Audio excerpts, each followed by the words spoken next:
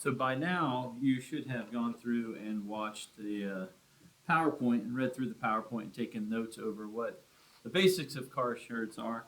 And we're going to continue through this and describe some more terms that you may have already seen in the PowerPoint, but we'll go ahead and put some definitions to them and go ahead and write them down. And so this will be Unit 5.2. Yes, we are skipping 5.1 because of the time that we have remaining in the semester. We're going to jump around Chapter 5 and Chapter 6 and do what I think are some of the better sections in those two chapters to culminate and to finish the first semester here. So we'll go through this right here. Even the most experienced and responsible drivers run the risk of injuring themselves or others in an accident. There's also the risk of damaging property. By law, drivers are liable to pay for the damages they cause with their automobiles. What that means, if you are driving and you cause an accident, you're liable, which we'll define that word here in a second, for all the damages that occur during that accident that you caused. You can also be sued for being at fault in an accident. So if you're driving recklessly and you cause an accident and injure somebody else, they can sue you for that. And that's why we have insurance. Automobile insurance is required by law unless you can prove you have the assets to pay for any accident that you may cause. So if you're going to be on the roads driving, you have to have automobile insurance. In other words, very rich.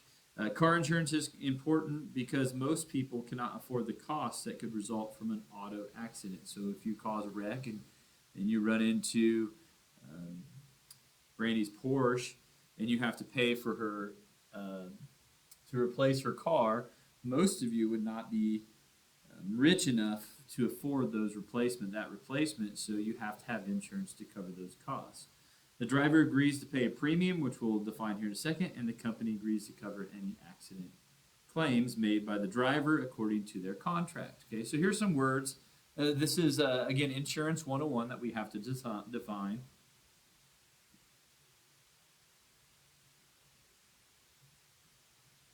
And so the first word that we're going to define here is liable. So when you are liable for something, it means that you are legally responsible for an accident. So again, you're driving recklessly or maybe you're looking at your phone, which you shouldn't be while you're driving, and you cause a wreck, you are liable or responsible for all costs from that accident for yourself and for whoever else was in the accident that you caused. So that's what being liable means. So when you go buy insurance for the first time, you start paying for it on your own, you're going to hear that word thrown out, liable. All right, premium. This is probably your least favorite part about that. The premium is the fee paid, which is usually a monthly cost for an insurance policy. Sometimes you'll do this monthly. Sometimes they'll do it twice a year. But you're going to have to pay insurance and you have to pay a premium. Health insurance is the same way. You'll pay a premium, and typically that's within your policy or your paycheck. Okay? There are four main parts to auto insurance coverage. The first one is the bodily injury liability. That's exactly what it sounds like. You're liable for any health concerns that come from an accident you cause. So bodily injury liability covers medical expenses of injuries from an accident. So this will be part of your insurance claim right here would be if there are people injured in that accident, a lot of the times the insurance will cover so much of that. Okay. Now property damage liability is again the same thing. That is self-defined there. You're liable for any property damage that may happen right there. And that covers damage to property, whether it be just the vehicle or maybe you run into a business, which has happened here in Hayes. There was recently a car that actually drove through some doors at Fort Hays State University. And so that would cover, your insurance would cover the damages to the property, whereas the bodily injury liability would also be part of your insurance, and that would cover the medical expenses. Under/uninsured motorist protection, which again, in most states, it is illegal to drive on the roads without auto insurance. So here's underinsured motorist protection is exactly what it sounds like. Covers injuries to you caused by a driver without, or maybe they don't have enough insurance to cover all the costs. So then the premium that you pay will help you cover some of those costs as well if the driver that hits you, who's liable for the accident, does not have enough insurance. So your insurance may cover that as well. Deductible, you'll become quite used to paying deductibles with your insurance. So if you do get in a wreck or have something happen to your vehicle, the insurance will cover so much, but you'll have to cover the cost of the deductible. Well, what the deductible is that's the amount the policyholder must pay before the insurance starts to pay. Depending upon what happens, a lot of times the deductible may be a couple $100, whereas it may go up to $1,000 max. And then I know for windshields, sometimes you'll have to pay $150, $200 deductible to get an $800 windshield replaced on your car. All right, so there's some very basic terms that you would see as you progress and you go and you're purchasing your own insurance or you're having to deal with an accident that happened. All right, so here's some basic problems and kind of the math that goes in with some of these problems that you would have. Depending upon your plan's premium, again, premium is what you would pay your monthly, quarterly, semi-annually payment that you would make to cover your insurance. You will get specific coverage. Insurance coverage is usually expressed in the form person/accident. For example, you'd get 100,000, 300 means, and this is for PD, which is the property damage liability, means that your insurance company will pay $100,000 per person's property damage with a maximum of $300,000 for the whole accident. So that's $100,000 per person with a maximum of $300,000 for the whole accident. If the costs are more than that, then the person responsible is responsible for the rest of those payments. Right. So today, we'll calculate some insurance claims based on particular accidents. So Quad's annual premium is $1,284. So they may divide that out per month. They may divide it out quarterly. They may divide it out semi-annually, which would be twice a year. So like every 6 months, you'd pay half of your annual premium. So if he pays quarterly, that means 4 times a year. There is a $1 payment surcharge or extra fee. What is the quarterly payment? So what we're going to do is we're going to take his annual. So remember, this is an annual cost. So we'll take that annual fee, $1,284. We're going to divide it out quarterly, which means we're just going to divide it by 4. And so his his quarterly payment is going to be $321. Now they also say that there's this extra $1 surcharge. So we have to add $1 onto that for a total of $322. And so this will be quarterly. So that would be quarterly, which remember quarterly is going to be every 3 months they'll have to pay that $322. So that $322 will go to the insurance company, and then if you do get into a wreck where you are liable, that's when your insurance would kick in and start paying. Hopefully, if somebody else is liable for the wreck, their insurance would pay for yours.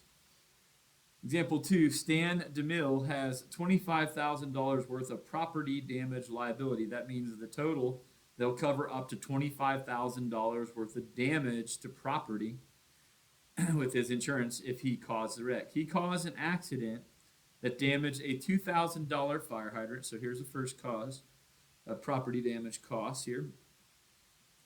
And did $5,600 worth of damage to another car. How much of the damage must Stan pay?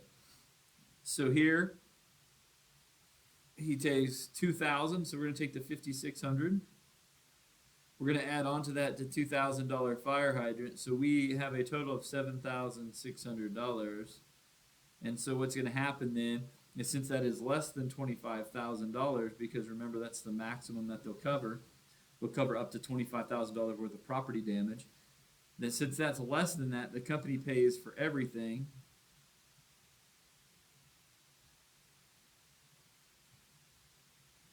So the company pays for everything, and then Stan has to pay for nothing. Now, what would happen here probably is that since this accident occurred and he caused it, his premium would probably go up the next year since he did cause an accident. Typically, if you stay accident free, your premium may raise a little bit or stay somewhat consistent from year to year.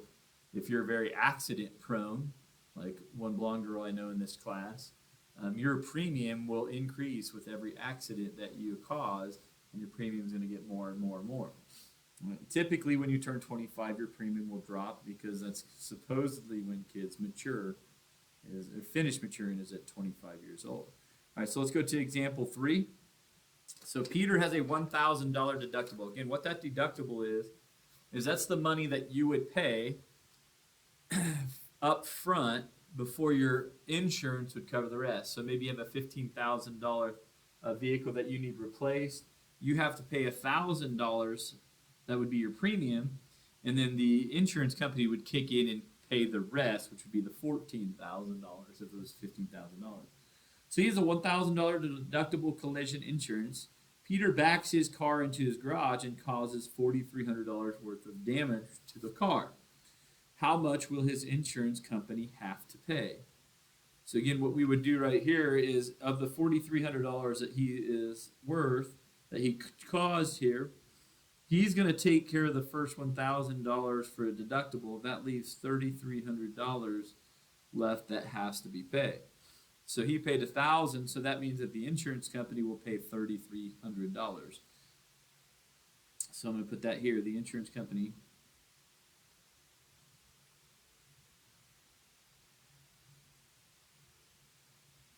will pay the remaining $3,300. So that covers his deductible. Well, if he has another accident, he's got to pay another deductible on that to get it fixed. All right? Now, how that goes about getting that fixed, that's a whole other story. Again, typically you can take your insurance quote to the company, to a couple companies, and they'll give you quotes. Typically, they're just going to say, well, it's going to cost us that much to charge or to fix it, and that's typically what happens. So it's good to take those insurance quotes into several different companies to get prices on those. All right, 4, Bob was in an auto accident caused by his negligence. That means he's liable for that because he caused the accident. He has $100,300 bodily injury insurance. Remember, this is $100,000 personal. That's personal for each person, and then $300,000 total. So that's what the insurance will cover. The 3 people injured in the accident, one person was awarded $140,000, so that's $100,000. That's $40,000 over the $100,000 personal. Each of the other 2 was awarded $75,000, so they'll cover that. So for the first person, remember, it's only going to go up to $100,000 per person. So of this $140,000, the insurance will cover $100,000 of that. We'll cover $75,000 for each of those other 2 people because remember it goes up to $100,000 personal. Well, it'll cover these 2 people. So that means we have a total of, if you add those together, is $250,000. It's a lot of money. It's $250,000. And so since the $250,000 is less than $300,000, it will cover the total of that. So the company is going to pay $250,000.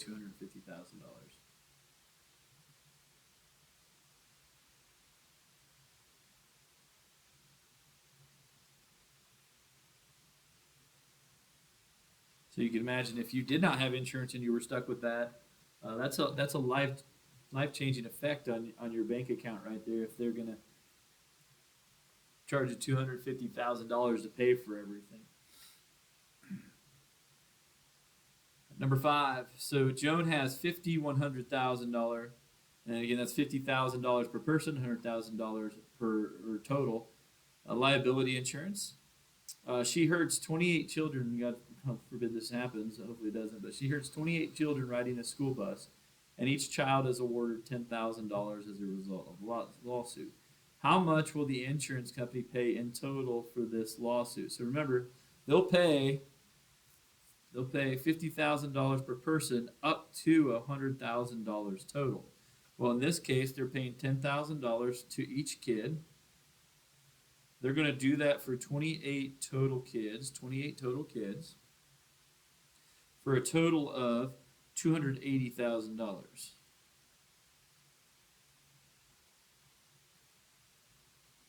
So now that $280,000, the total that the insurance company would pay is $100,000.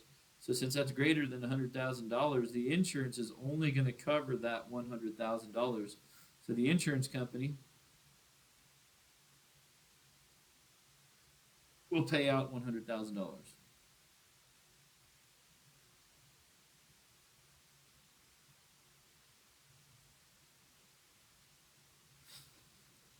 So that means Joan is going to incur, she's going to have to pay the remaining of that $280,000, $180,000 out of her own pocket.